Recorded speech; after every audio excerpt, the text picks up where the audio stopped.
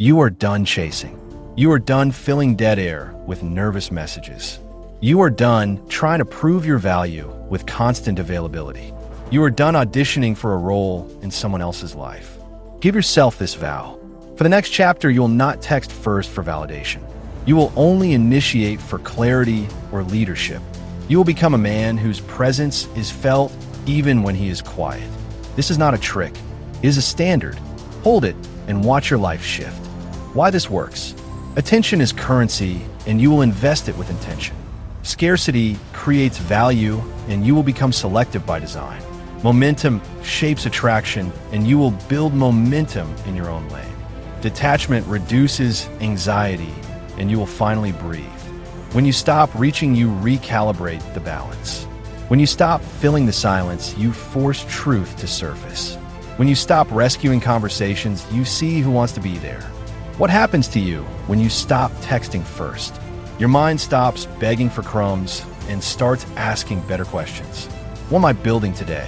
Where am I undisciplined? How can I become harder to replace? You wake and your first movement is not your thumb.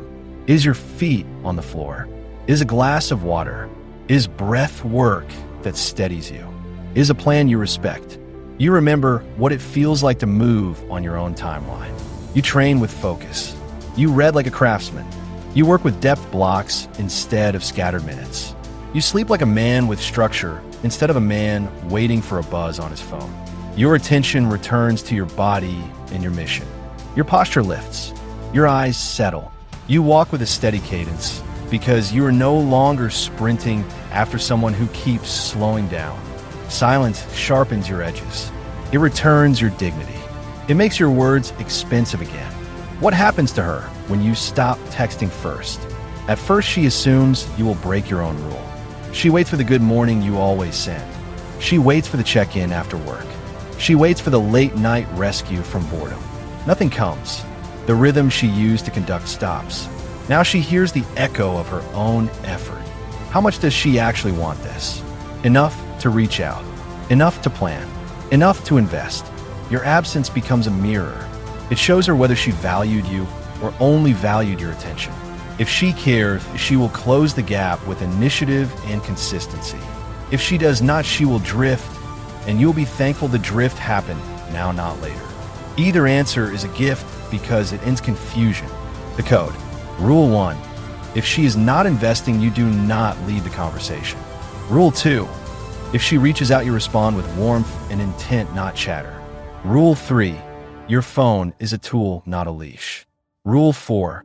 Reward effort with presence, not instant availability. Rule 5.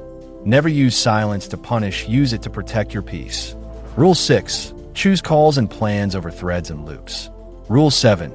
Exit respectfully when energy is not matched. This code is not about power games.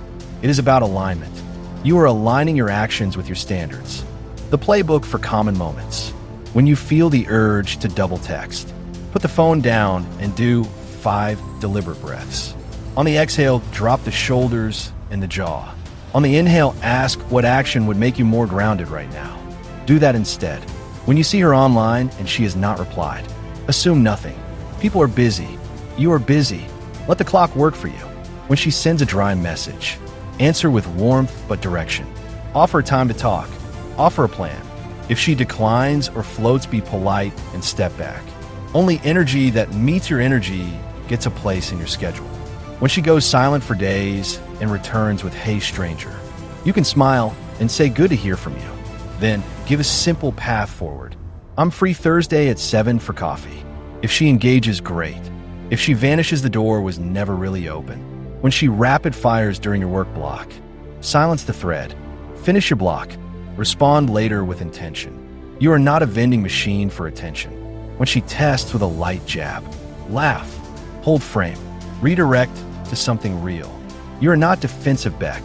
As you are not uncertain. If she reaches out, first acknowledge her effort, match her tone, but lead with intent. Keep your responses clean and short. Move toward a call or a plan instead of a long thread. Be the man who values moments more than messages on the date. Let your presence do the heavy lifting. You listen, you tease lightly, you state what you like with calm eyes. You never oversell, you leave with your time and energy still intact. If she doesn't reach out, You do not collapse. You do not spiral through her photos. You do not check who watched your story. You do not build conspiracies in your head. You return to your pillars: training, sleep, deep work, brotherhood with men who hold you accountable, solitude that fortifies instead of isolates. You build a life that makes sense even without a text. This is how you graduate from needing to be chosen to being selective. You learn that not everyone who is attractive is aligned. You learn that your standards keep you safe. The inner shift. There's a boy inside every man who fears being ignored. Tell him you have it handled now. He can rest. The man in charge does not beg for attention. He attracts attention by living well. You start making decisions from calm rather than from craving. You stop inventing stories. You stop trying to read minds. You simply read effort. Effort tells the whole story. You accept this truth. If she is interested, you will know. If you're confused, you step back.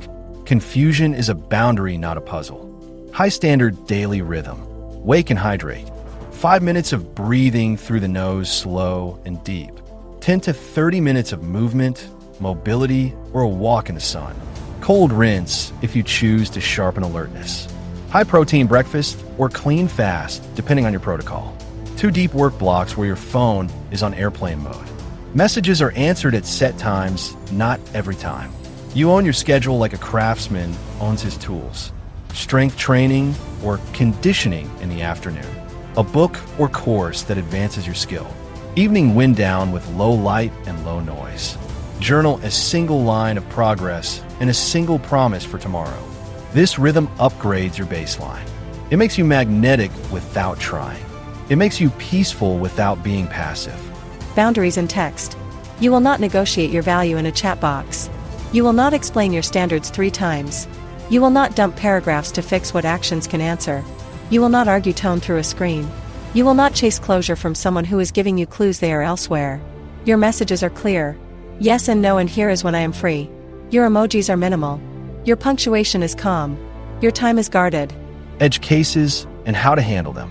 If she replies days later with a long explanation, thank her for the context and set a new frame. No guilt and no sarcasm. Clarity and kindness. If she posts bait for your attention, do nothing. You're not a fish. You do not bite hooks. If she invites you into drama, ask what she wants to be different. If there is no honest ask, you step aside. You are a man, not a sponge. If she says you are distant, invite a call. Invite coffee. Presence over paragraphs. If she still refuses, you accept the mismatch and keep walking. How this changes your value. Scarcity creates focus. When your attention is scarce, people treat it like treasure. When your attention is everywhere, it becomes background noise. Your schedule becomes a filter. Only those who bring peace, growth, or genuine joy get access. Everything else becomes a polite no. And that no is what protects your yes. You become a man of rhythm. Your name carries a feeling. Calm, capable, grounded, hard to shake, and easy to be around.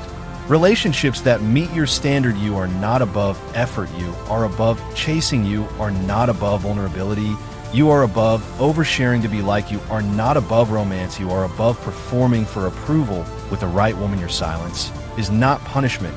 It is space for both of you to breathe. Your leadership is not control.